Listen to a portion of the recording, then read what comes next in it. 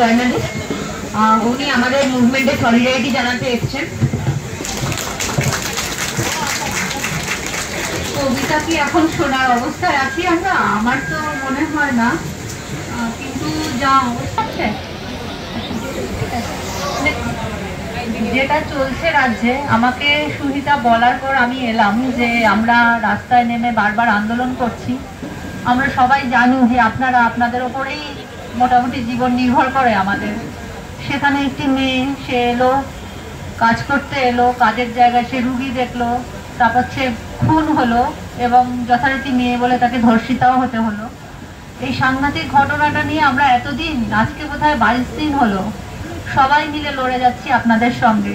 নিশ্চয়ই আপনাদের অনেক বেশি বেশি ক্ষতি হয়েছে, কিন্তু আমাদেরও কিছু কম ক্ষতি হয়নি। কারণ আপনারা যারা ডাক্তারি পড়তে আসেন, তাদের ওপর আমাদের সবার জীবনের অনেকখানি অংশ নির্ভর করে বাকি জীবনটা কিভাবে কাটবে। প্রায় ছোট থেকেই জানতে হয় যে ডাক্তার মানেই তার হাতে অনেকখানি জীবন থাকে। আমার সন্তান আছে, আমার বাবা মা আছে, আমি নিজে। ফলে ডাক্তারদের ওপর এই সাংঘাতিক একটা ব্যাপার ঘটে যাওয়া, যে তারা যদি এত অনিরাপত্তায়, অসুরক্ষিত অবস্থায় থাকে সমাজে, তাহলে আমরা কোথায় যাই?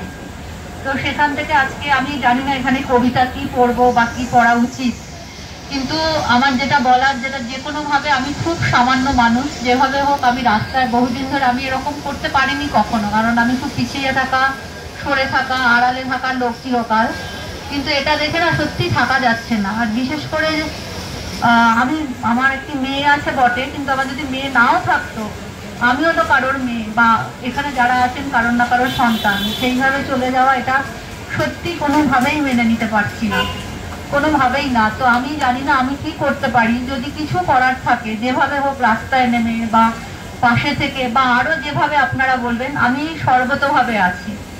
আর কবিতার কথায় যেহেতু আমাকে যে কোনোভাবে, যে কোনো সময় ব্যক্তিগতভাবেও কোনোভাবে যোগাযোগ করতে যদি হয়, আমি মিডিয়ার সাথে খানিকটা যুক্ত। যদি মনে হয় কোনো অসুবিধা নেই, যে কোনো সময় যোগাযোগ করবেন, সুহিতার কাছে আমার নাম্বার আছে।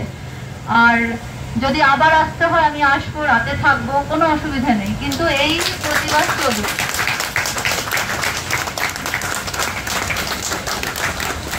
আমাদের এই রাত দখলের যে কর্মসূচি, সেটাও প্রথমে শুরু হয়েছিল, কিন্তু সন্দীপ ঘোষ বলে দিয়েছিলেন যে একটি মেয়ে মারা গেছে।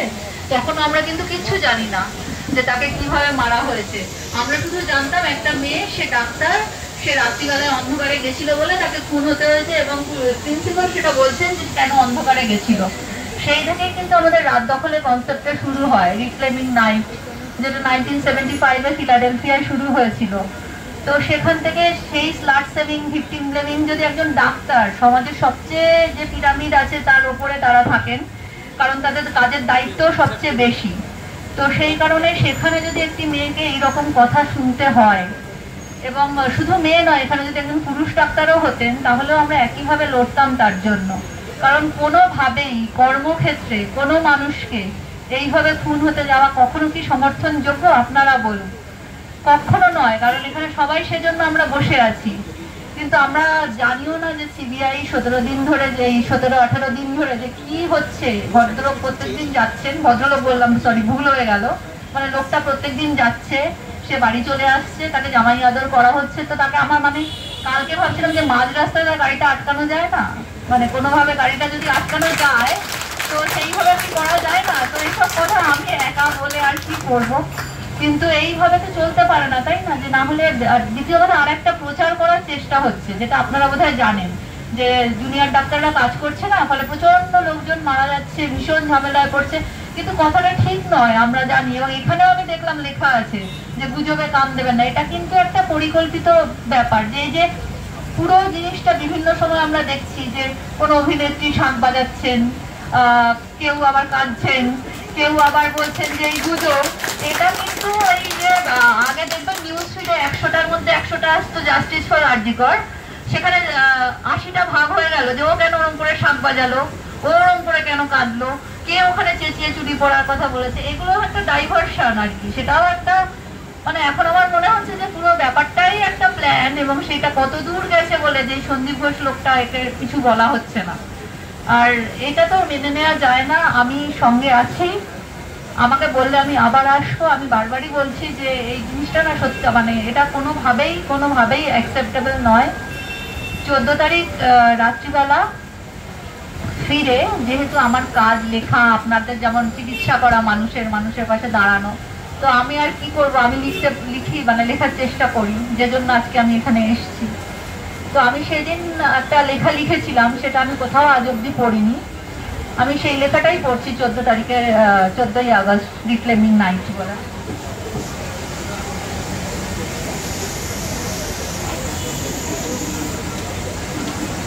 যখন পথে নামলো তখন রাত 11:50। মালদার ডাক্তাররা আরো 10 মিনিট আগে থেকেই উঠছে। অশোকনগর, বসিরহাট, বারাসাত ভরে গেছে হীরের কুচিতে। কারা যেন শাঁখ বাজাচ্ছে বলে দেশকাল ফুটে উঠছে ব্রুকলিন মিউনিখে। আজ মেয়েরা রাতের দখল নিয়েছে। ভারতবর্ষ রাত বুকে করে সোজা হয়ে দাঁড়াতে না দাঁড়াতেই শিলিগুড়ির ডাক্তাররা ওক গাছের ডালে ইস্তাহার ঝুলিয়ে এলো।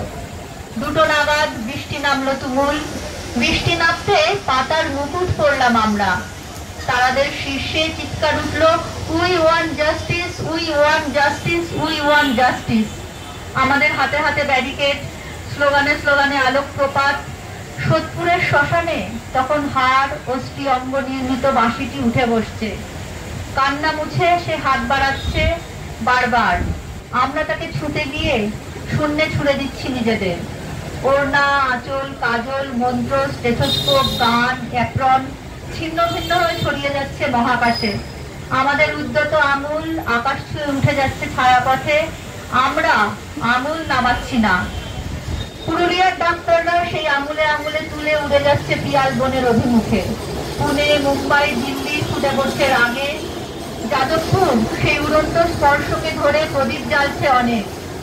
সুন্দরবনের গাছেরা তখন মেঘ লিখতে গিয়ে লিখছে অগ্নি। অগ্নি মিশে যাচ্ছে প্রতিরোধে। আর সমস্ত শিকল সরিয়ে মিছিলে পা মেলাচ্ছে দেশ। দেশ উঠে দাঁড়াচ্ছে মেয়েদের ডানায় ভর করে।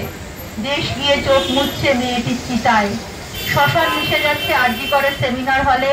আর শটান হাঁটছি আমরা। আমাদের পিঠে রক্ত, আমাদের চোখে রক্ত, আমাদের গলা চিরে উঠে আসছে রক্তের পাথর। বিস্ফোরণ প্রবল সে পাথর ঘুরে মুছছে ব্রহ্মাণ্ডে। আজ 14ই আগস্ট। আজ পাথর ভাঙার কোরাস গাইছে রাত। রাতের গায়ে লক্ষ আলো, রাতের গায়ে আগামী চিকিৎসকরা, রাতের গায়ে আত্মনাদ। আজ 14ই আগস্ট। আজ থেকে রাত পাল্টে যাচ্ছে। আজ থেকে সমস্ত শব্দ থেকে উঠে যাচ্ছে ভয়। ভয় গিয়ে দাঁড়াচ্ছে প্রশাসকের পেছনে। আলো গড়িয়ে যাচ্ছে ভোরের দিকে। অন্ধকারের শাসন এড়িয়ে পাখি রাখছে অনেক। প্রতিরোধ উঠছে গ্রামে, অন্দরে, মিছিলে। 14 রক্ত ক্ষত হাতে নিয়ে আমরা জন্ম বদলের দাবি রাখছি। ঝড় উঠছে সূর্যের আগে। আজ 14ই আগস্ট। আজ ধর্ষণ পরবর্তী পঞ্চম রাত।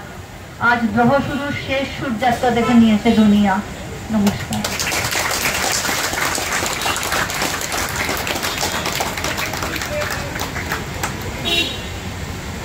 শাশ্বতী ও প্রতিটি আন্দোলনে থাকে।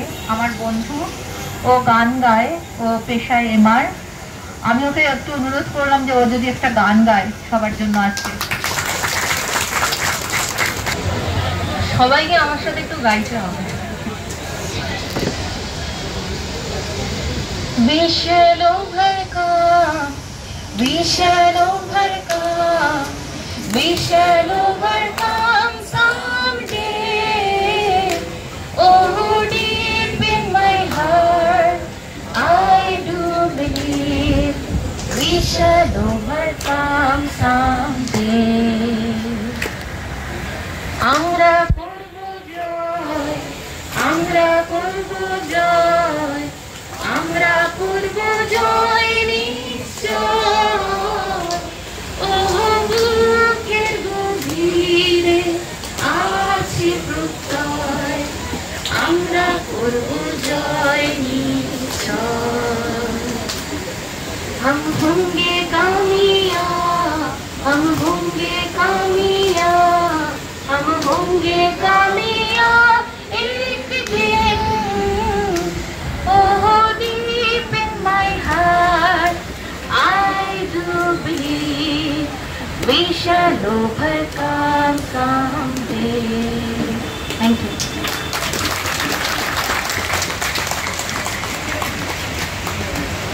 পাল, শতাব্দী দাস এবং মহাশ্বেতা সমান্তর আমাদের তিনজনের দায়িত্ব ছিল একাডেমিটা দেখার। তো প্রথমে ব্যাপারটাতে কেউ খুব একটা পাত্তা দেয়নি। 3-4টে মেয়ে ভেবেছে রাত্রিবেলা যাবে, একটা ডাক্তার মারা গেছে, এদের এত দরদ উঠলো উঠেছে, এরকম অনেক কথা শোনা গেল যে এই আরবান মহিলারা যারা আমরা কেউ সাংবাদিক, কেউ ডাক্তার, কেউ ইঞ্জিনিয়ার, তারা যাচ্ছে, এটা কোনো ব্যাপার নয়। তো তারপরে বিভিন্ন মহল থেকে ফোন আসা শুরু হলো যে অধুনা এক অভিনেত্রী ছিলেন, আগে এমপি যিনি ছিলেন, তিনি আসতে চান, পুলিশ ফোন করলো। তো আমরা বললাম যে তিনি যদি আর নাই থাকেন দলের কেউ, তাহলে পুলিশ কেন ফোন করবে? আমাদের এখানে দলের কাউকে আমরা আসতে দেবো না, মানে মঞ্চ দেবো না। আসতে সবাই পারে, কিন্তু এখানে অরাজনৈতিক বলে কিছু নেই, কিন্তু অদলীয়, মানে আমাদের প্রত্যেকটা মানুষেরই তো কিছু না কিছু রাজনৈতিক মতাদর্শ থাকবে, কিন্তু যারা ওখানে আসবে সেইটা বাদ দিয়ে আসতে হবে, শুধু মানবিকতাটাকে নিয়ে। তো সেই একরকম হলো। তারপর যখন একাডেমিতে আমরা পৌঁছালাম, তখন আমাদের প্রবীণ সিপিএম নেতা একজন এসে হাজির হলেন, এবং এবার এরা সবাই এসছে মঞ্চের জন্য আর কি। তারা যথারীতি শতাব্দীটাকে যতটা পারে আটকেছে যে যাওয়া যাবে না। তারপর সিপিএম এর বিভিন্ন গ্রুপে দেখা হলো যে ওখানে রাগী দিদিমণিরা ছিলেন, এবং কতদূর যে ফ্ল্যাট সেলিং, ভিকটিম সেলিং নিয়ে আমরা রাস্তায় নামলাম। একাডেমিতে না আমি একটা মানে জেনারেলি এরকম টি শার্ট পরে এসেছি, ওখানে সাদা টি শার্ট পরে গেছিলাম। তো রাজনৈতিক দল এমনিতে এখন ক্ষমতায় নেই, এককালে ছিল, তাদের বিভিন্ন গ্রুপে বলা হলো যে আমি আসলে সাদা গেঞ্জিটা পরে গেছিলাম, ওটা বৃষ্টিতে পড়বে এবং প্রচুর ছেলেরা দেখবে, সাদা গেঞ্জি ভিজে গেলে পরিষ্কার দেখা যাবে আমাকে আর কি, যে মন্দাকিনী হওয়ার একটা সুযোগ পাওয়া। এই সমস্ত নোংরা কথা আপনাদের শুনতে হলো। আচ্ছা, তারপরে মানে এটা আসলে মেয়ে হওয়ার অ্যাডেড মানে ডিসঅ্যাডভান্টেজ আর কি। তো তারপর যেদিন কলেজ স্ট্রিটের মিছিলটা শুরু হলো, তার আগে তো বিভিন্ন লোকজন এসে বললো কিছু হবে না। তারপর 14 তারিখটা চলে যাওয়ার পর 15 তারিখ যখন সিবিআই নিল মামলাটা, আমরা কলেজ স্ট্রিটের একটা হাঁটা হেঁটেছিলাম, সেটা হচ্ছে কলেজ স্ট্রিট থেকে কলেজ স্কোয়ার থেকে আর্টিকর অবধি। তো পুলিশ আমাদের প্রথমে কিছুতেই পারমিশন দেবে না। এবার এত ভিড় হয়ে গেল, আমরা যখন পুলিশ পারমিশন করলো লাস্ট অব্দি তোমরা সামনাদের অব্দি হাঁটতে পারো। তো আমরা যখন মিছিলটা শুরু হবে, জাস্ট দাঁড়িয়ে আছি ম্যাটাডোরের ওপর কিছু লোকজন, আমি, শাশ্বতী, আরো কিছু বন্ধু বান্ধব আমরা নিচে দাঁড়িয়েছি। হঠাৎ হাওয়া উঠলো যে সিপিএম এর জনপ্রিয় নেত্রী এসছে, তিনি তার লোকজন নিয়ে চলে এসছে, শিগগির তাকে আটকাও, এবং তিনি স্লোগান দিতে আরম্ভ করবেন এসে এক্ষুনি লাল পতাকা নিয়ে। তো তাকে আটকাতে গিয়ে তো তিনি তো মানে যাই হোক, তার সাথে প্রচন্ড কথা কাটাকাটি আমাদের শুরু হলো। এই সময়ের মধ্যে আমরা শুনতে পেলাম যে তাদের কিছু লোক গিয়ে আমাদের মিছিলের ব্যানারটা ধরে নিয়েছেন, ছেলেরা। তো আমার কাছে একটা ভিডিও আছে যে যারা ম্যাটাডোরে ছিল তারা চিৎকার করছে যেটা মেয়েদের মিছিল, ওদের সামনে আসছে, যারা ট্রান্স, কুইয়ার, তারপর রূপান্তরিত নারী পুরুষ যারা আছেন, তারা সবাই আমাদের সাথে হেঁটেছেন, তাদের দাও ব্যানারটা।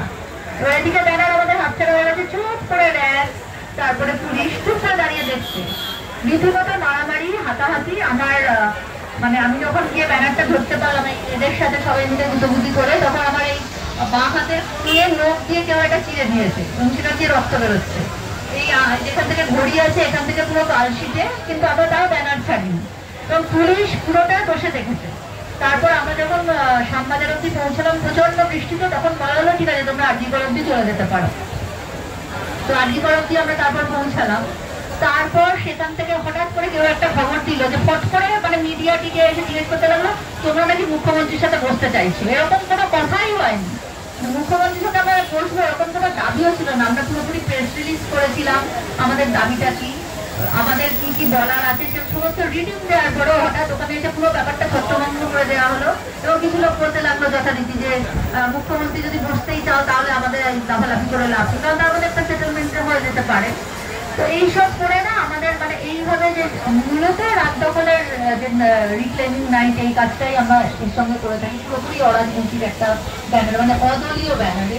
তো সেখান থেকে দাঁড়াতে গিয়ে তারপর এখন যেটা দেখা যাচ্ছে যে যে জায়গাটা আমরা দাঁড়াচ্ছি, প্রচুর মানে এলিট আরবান মহিলা বা আরবান পুরুষদের বাইরেও কিন্তু আপনারা যে সবাই দেখেছেন যে কত মেয়েরা, মানে হলো আমরা ট্রেনে উঠে উঠে এরকম কিছু মেয়ে আছে যাদবপুরে পড়ে বা বিভিন্ন কলেজের মেয়ে, তারা 8:30 থেকে 9:30 অবধি বিভিন্ন লোকাল ট্রেনে যাচ্ছে বোঝাতে যে আবার যদি মিছিল হয় তোমরা নামো, কারণ ডাক্তার ছাড়া তোমরা বাঁচতেই পারবে না। গ্রামের যে হসপিটালগুলোতে তাদের কি অবস্থা, সরকারি হসপিটাল, সেটা তো সবাই জানে যে সুপার স্পেশালিটি একটা ব্যাপার আছে, কিন্তু সেখানে অনেক মেয়েরা আছে সুন্দরবনের ভেতর থেকে, নামখানা লোকালেও এইসব আমাদের বন্ধুরা বা ছোট বাচ্চা মেয়েরা ওরা দৌড়চ্ছে যাচ্ছে, একদম কোনো তাদের কি আছে আর স্বার্থ করতে পারেন, মানে জাস্ট এই সাংঘাতিক একটা মৃত্যু, এই নিয়ে আমরা ক্রমাগত লড়ে যাচ্ছি। আমি সব জায়গায় যেতে পারি না, কারণ আমার একটা 5 বছরের মেয়ে আছে বাড়িতে, এবং আমি তাকে নিয়ে একাই মোটামুটি থাকি, তার বাবা বাইরে থাকে, তো বাইরে গেছে এখন। তো সেই কারণে এই যে একটা লড়াই, যে সর্বস্তরে আমাদের সঙ্গে এই যে কোঅর্ডিনেশন একটা গ্রুপ আছে যারা সবসময় ডাক্তারদের এই দাবিগুলো সমর্থনে এগিয়ে আছেন, যেখানে মালদা, বেথুয়াডৌরি, মুর্শিদাবাদ, তারপরে শিলিগুড়ি, এবং তারা সবাই মিলে চেষ্টা করছে যে রিলের মতো অন্তত যদি আন্দোলনটা চলে যায় আর কি, যে আমি বলবো এই মানে অন্তত আওয়াজটা তোলা, এবং প্রত্যেকটা লোক প্রত্যেকটা সেক্টর থেকে যেভাবে নিজেদের চিনিয়েছে, মানে আমি বেরোচ্ছি, আমি যে এখানে এসছি তার মানে আমি প্রতিরোধে আছি, আমি প্রতিবাদে আছি, এবং তাহলে এটা যে অনেকে হাসছে কিন্তু আমি হাসি না, কারণ আমার মনে হয় যে হাত দেখে তারাও বেরোচ্ছে, সে আমাকে চিহ্নিত করছে যে আমি তোমার সিস্টেমকে চ্যালেঞ্জ করছি, এটা ঠিক হচ্ছে না। তারপরে প্রমোটাররা বেরোচ্ছে, ওরা বেরোচ্ছে সবাই মিলে, আমাদের কবিদের মিছিল হয়েছে, গায়কদের 3টে মিছিল হয়েছে, আচ্ছা সাংবাদিকদের একটা মিছিল হয়ে গেছে, আর একটা হবে, আর পরপর যে হচ্ছে এতগুলো মানুষ তো চিহ্নিত করছে নিজেদের, তাহলে তো সবাই বলছে যেটা অন্যায় হচ্ছে, খুব বড় অন্যায় হয়েছে। কিন্তু তার মধ্যে যেটা হয় আমি জানি না, আমি সুইজাকে জিজ্ঞেস করছিলাম যে আপনারা কতদূর কিভাবে চালাবেন, কারণ সব জায়গা থেকে প্রচন্ড চাপ থাকে এবং একটা নেগেটিভ পাবলিসিটি, কারণ আমি সবসময় দেখেছি এটা মেনে নেওয়া যাক আর তা মেনে নেওয়া যাক যে ডাক্তারদের উপর সবার খুব রাগ, ও 1200 টাকা ভিজিট নেয়, ও 5 টাকা, কিন্তু এটা কেউ ভাবে না যে একজন ডাক্তার সমাজের 3 ভাগ স্টুডেন্ট তারাই পড়ে ডাক্তারি, এবং সেই তাদের হাতে আমাদের গোটা জীবন বাড়ি পরিবার সুরক্ষিত থাকে। তো আমাদের এটা না, এটা একটা স্বভাব আর কি, মানে বাঙালিদের, আমি জানি না যে আমি করলে সেটা অ্যাজিট মেয়েটা, তুমি করলে ফোকটে হয়েছে, তার কোনো পড়াশোনা নেই, তার কোনো মেধা নেই, তার কিছু নেই, সে এমনি ডাক্তার হচ্ছে, তাকে এমনি লোকে 5,000 টাকা ফিস দিয়ে যায় দেখাতে, এটা আমাদের একটা স্বভাব। দেখুন আপনারা নিশ্চয়ই সবাই সব জায়গায় খেয়াল করে ডাক্তারদের দাঁড়ায় দিলে খুব ভালো লাগে, তাদের পাশে দাঁড়ালে খুব সমস্যা, যেমন আমাদের প্রথমে সবাই বলেছিল বড় লোক তারা এত টাকা পড়বে, তাদের পেছনে দাঁড়িয়ে কি হবে তোমাদের, মানে এরকম ভাবে ডিভাইডেন্ট করা আর কি। যাই হোক, সেটা কথা নয়, কিন্তু আমি যেটা বলতে চাইছি যে আমাদের এই যে আন্দোলন যেখানে আপনারা বসেছেন আমিও এলাম, এর পরে কি হবে সেটা যদি একটু ভেবে রাখা যেত বা যদি জানানো যেত ভালো হতো, কারণ প্রচন্ড কিন্তু চাপ শুরু হয়ে গেছে অলরেডি, আপনারা জানেন যে মিডিয়া থেকে বিভিন্নভাবে ছবিগুলো দেখানো হচ্ছে যে লোকজন এসে ফিরে যাচ্ছে, অসুবিধা হচ্ছে। কিন্তু আরো একটা কথা, এই আন্দোলনটাও যদি সেইভাবে দানা বেঁধে না উঠতে পারে তাহলে কিন্তু আরো সমূহ বিপদ হবে আর কি। এখনই লোকে কথায় কথায় বলছে আরজিকর করে দেবো, মানে আরজিকর যেন একটা হিরোগিরি, একটা মানে কি বলবো, একটা পুরুষত্বের জয় হচ্ছে, আরজিকর করে দেবো, মানে মানুষ কতদূর নির্লজ্জ হলে বলতে পারে যে আমি আরজিকর করে দেবো, এবং তারপরে সে ডাক্তারের কাছে গিয়েই বলছে, অন্তত 3টে জায়গায় আমি শুনেছি। এটা কি করে সম্ভব হবে? এইগুলো শুধু তো এই বিচারটা তো হবেই, আমার মনে হয় ডাক্তারদের নিজস্ব কোনো ফোরাম থেকে তাদেরও কিছু বলা উচিত যে আমাদের প্রচুর রক্ত, ঘাম, জল, রাত 3টের সময় আমি যে আমার মেয়ের শরীর খারাপ বলে ফোন করি, তারা সকালবেলা থেকে আমার যে ডাক্তার বন্ধুরা আছে সকাল থেকে তারা অপারেশন করে, রাত্রিবেলাতে টেনশনে যাতে কম হয় সেই ওষুধ খেয়ে ঘুমায়, আমি একজনকে ব্যক্তিগতভাবে চিনি। তো সেগুলোর কোনো মূল্য নেই, সেগুলো একটু আপনারা নিজেদের লিখুন, বলুন, কারণ এগুলো বলা দরকার। এত রাগ, এত কিছু নিয়ে না, মানে একটা সমাজে দুটো শ্রেণী যাদের প্রত্যেককে দরকার, সেটাও চলবে না। এটা আমি আজকের এই পরিপ্রেক্ষিতে বলার সুযোগ পেয়েছি বলে বললাম, কিন্তু আমার মনে হয় প্রতিটি চিকিৎসকের তরফ থেকে এটাও একটু জানানো দরকার যে তাদের পারিবারিক জীবন বলতে কিছু থাকে না, তাদের কিভাবে দিনের পর দিন সমস্ত জীবনই দিয়ে দিতে হয় প্রায় এর পেছনে, এবং তার বিনিময়ে ম্যাক্সিমাম লোক তাদের কি করবে, চেম্বার থেকে বেরোবে, তারপর কি বলে যাবে। আর মানে সেটা তো আমার থেকে আপনারাও জানেন বেশি, আমি এমনি শুনেছি। তো সেগুলো নিয়ে একটু লেখালেখি হোক, সেগুলো নিয়েও এই আন্দোলন চলবে বটে, কিন্তু সেগুলো নিয়ে একটু কথা বলে আমার মনে হয় আপনাদেরই আওয়াজ তুলতে হবে। আমরা আছি সঙ্গে, যখনই বলবেন আমার বন্ধুরা আমাদের যাদের দরকার আমরা সবসময় থাকবো, কিন্তু এগুলো আপনারাও বলবেন, কারণ চুপ করে থাকাটা না লোকে দুর্বলতা পাবে, এবং ভদ্রতার জায়গাটা দেখার দরকার নেই, কারণ ভদ্রতা অনেক হয়ে গেছে, এই অবস্থায় এসে দাঁড়িয়েছে।